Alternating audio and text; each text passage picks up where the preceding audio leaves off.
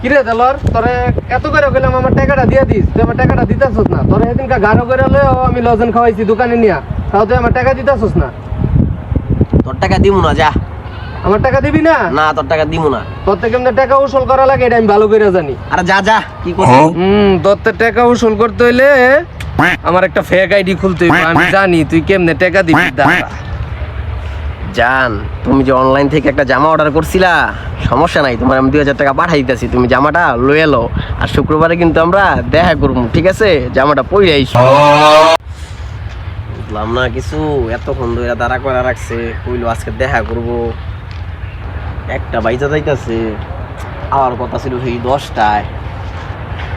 বুঝতেছি না। কিরে এনো কি করস? ইয়ে না কি রে, তোর লেগে তো একটা গিফট আছে। কি তুই gift কইছিলি আবার? না কেমনে বাড়ি তোর টাকা উসুল করে নিমু আমি কেমনে? হ্যাঁ। কইছিলি না, এই দেখ। জান, তুমি যে অনলাইন থেকে একটা জামা অর্ডার করছিলা, সমস্যা নাই, তোমার আমি 2000 টাকা পাঠাই দিতেছি, তুমি জামাটা লয়ে এলো। আর শুক্রবারে কিন্তু